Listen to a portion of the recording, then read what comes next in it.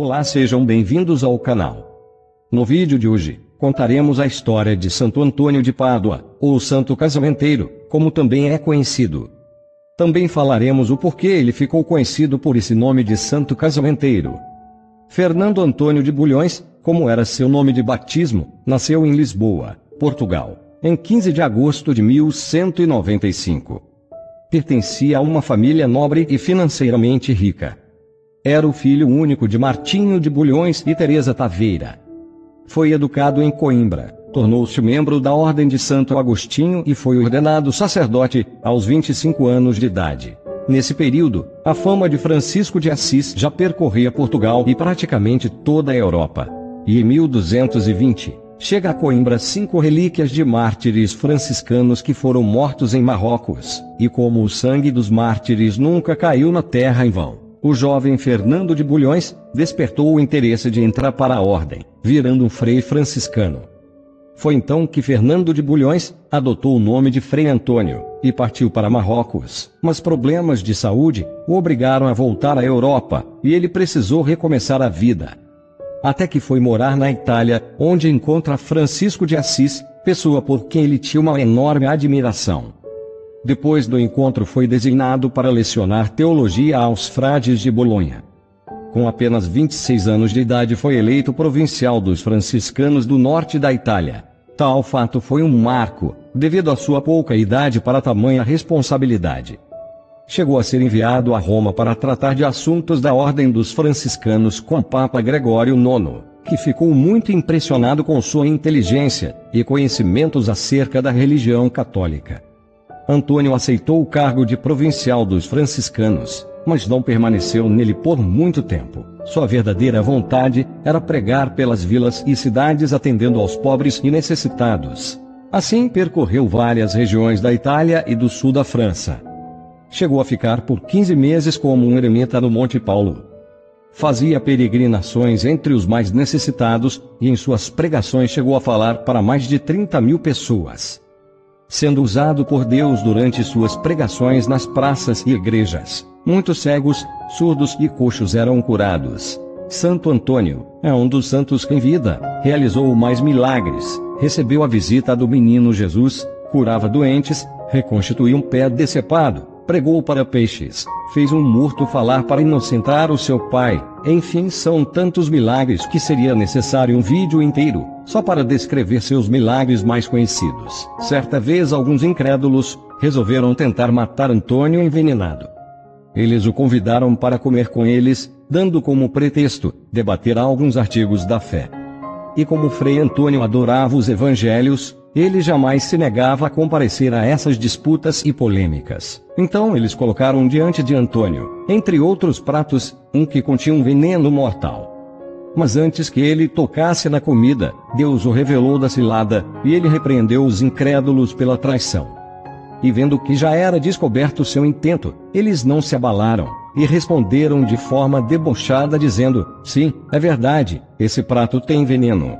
Mas só colocamos aí, porque desejamos fazer um teste. No Evangelho, Jesus disse aos seus discípulos, que ainda que tomassem veneno mortal nenhum mal sofreriam. E estamos querendo saber se és de fato um discípulo de Cristo. Então Antônio fez o sinal da cruz sobre aquele prato, e o comeu com apetite, saboreando a comida envenenada, como se fosse alimento saudável, e nada sofreu, deixando mais uma vez os incrédulos, confusos e assombrados. Outra vez Antônio vinha de uma viagem carregado, e muito cansado, quando encontrou no caminho um carroceiro, que levava consigo no veículo um homem adormecido. Antônio trazia nas costas alguns víveres que ele tinha recebido de esmola para o sustento da comunidade. Então ele pede para o carroceiro levar na carroça aquela carga que ele trazia nas costas, mas o carroceiro, de modo rude, respondeu que não podia, porque estava conduzindo um defunto na carroça, e Antônio acreditou, rezou para o descanso da alma do falecido e continuou seu caminho. No entanto, para espanto do carroceiro, mais tarde, quando foi acordar o amigo, que achava que estava apenas dormindo, o encontrou realmente morto. Cheio de arrependimento, foi em busca de Frei Antônio, e prostrou-se aos seus pés pedindo perdão por ter mentido para ele. Frei Antônio se compadeceu do homem, aproximou-se da carroça, e depois de uma curta oração, fez o sinal da cruz sobre o cadáver, e o ressuscitou. Antônio era implacável contra os opressores dos fracos, e contra o clero que não vivia de acordo com as regras. Grande parte dos sermões de Santo Antônio foi preservada, o que, associado à sua reputação de grande erudito em assuntos bíblicos, fez com que a Igreja Católica o incluísse entre seus doutores. Morreu em 13 de junho de 1231, com 36 anos de idade, em Pádua, na Itália. Por isso, ele é conhecido também como Santo Antônio de Pádua. Ele é também chamado de Santo Antônio de Lisboa, por Lisboa ser sua cidade de origem. Aconteceram tantos milagres após a sua morte, que 11 meses mais tarde, ele foi beatificado e canonizado. Sua canonização foi realizada pelo Papa Gregório IX, na Catedral de Spoleto, em 30 de maio de 1232, sendo o processo de canonização mais rápido da história da Igreja. Em 1934, foi declarado padroeiro de Portugal. E em 1946, foi proclamado doutor da Igreja pelo Papa Pio XII. Sua imagem é representada por um jovem com o hábito franciscano, segurando um lírio e carregando o menino Jesus. Essa imagem retrata o milagre de quando o menino Jesus o visitou. Protetor das coisas perdidas, protetor dos casamentos e protetor dos pobres. Resumindo, Santo Antônio é o santo dos milagres. Mas por que ele é chamado de santo casamenteiro? Segundo a história, Santo Antônio ficou conhecido como o santo casamenteiro, porque ele ajudava as moças financeiramente pobres a conseguirem um dote e um enxoval para o casamento. Mas o que é dote? Dote é um costume antigo, mas que ainda existe em algumas regiões do mundo. Consiste no pagamento de uma quantia em bens ou dinheiro, oferecida a um noivo pela família da noiva para acertar o casamento entre os dois. Certa vez em Nápoles havia uma moça, cuja família não tinha condições de pagar o dote. A jovem, desesperada e ajoelhada aos pés da imagem do santo, pediu com fé sua ajuda. Esse que milagrosamente lhe mostrou um bilhete que dizia para procurar um determinado comerciante na cidade. O bilhete dizia para o comerciante dar à moça moedas de prata equivalente ao peso do papel. Obviamente que o comerciante não se importou, achando que o peso daquele bilhete fosse insignificante.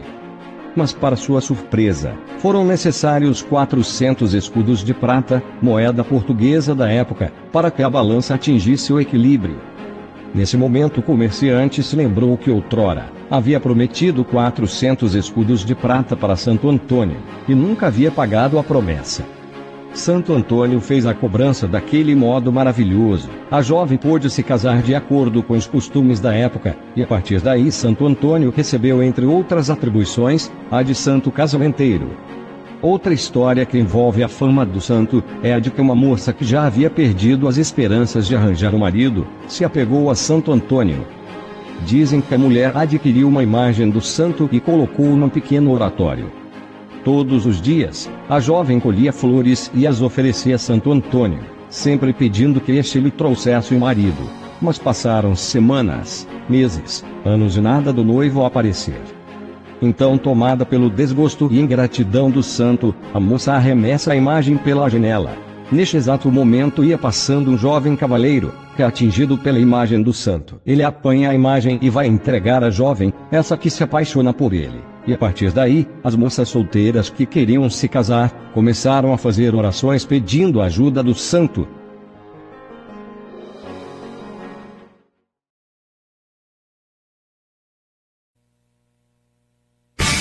Rádio Novo Milênio, a rádio que toda a família pode ouvir.